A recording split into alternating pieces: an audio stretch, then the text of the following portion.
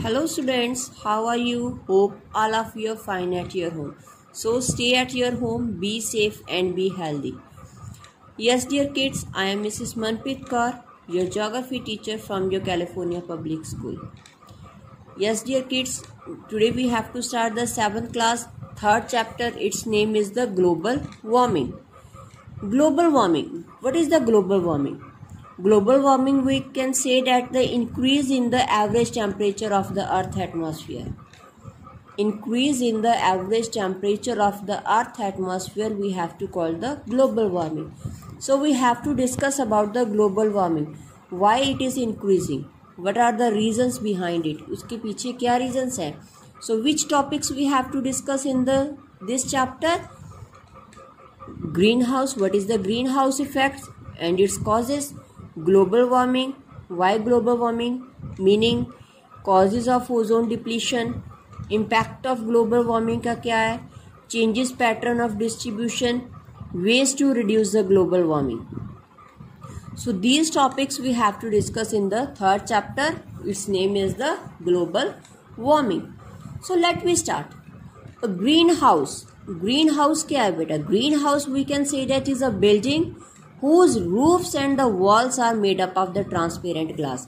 जिसकी roofs, छत, walls, दीवारें एक transparent glass से बनी होती हैं. So these are mostly built in the cold regions to grow the plants, vegetable and the flowers. Cold regions में होती हैं कि वहाँ पर हम फ्लावर्स, वेजिटेबल और प्लांट्स को अच्छे से ग्रो कर सकें.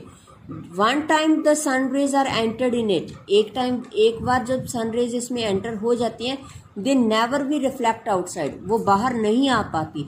सो that's why we have to be make it with the transparent glass. So the sunlight enter through the glass and warms up the soil and plants inside. जो sunlight है glass के through enter होती है और soil और plants को warm करती है. जो वार्म सॉइल है वो अमिट करती है लॉन्ग वेव रेडिएशंस, जिन्हें हम इंफ्रारेड रेडिएशंस कहते हैं, जो ग्लास से बाहर नहीं आ सकती. They are not able to come out from the glass. So that's why the green house stay warmer than the outside. So इसलिए जो ग्रीन हाउस है वो अंदर से गर्म रहता है as compared to the outer side. So next is the greenhouse effect. What is the greenhouse effect? The earth is like a giant greenhouses. Greenhouse काफी बड़ा है. Just like it is surrounded by the envelope of air, which has काफी airs है इसके आसपास. कौन सी present है? Carbon dioxide, water vapour, methane, nitrogen oxide and chlorofluorocarbons. So these are the greenhouse gases and greenhouse gases allow the sun heat to reach the earth surface.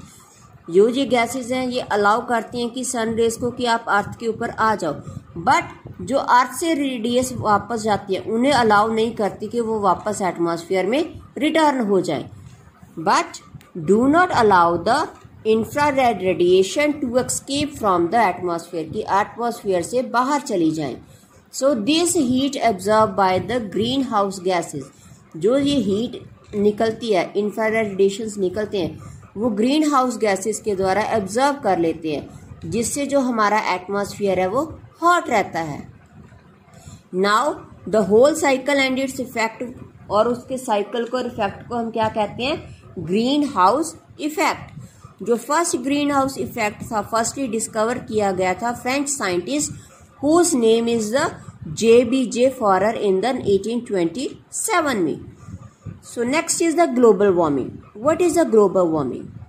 In the past 100 years, various human activities are changing the character and composition of the atmosphere.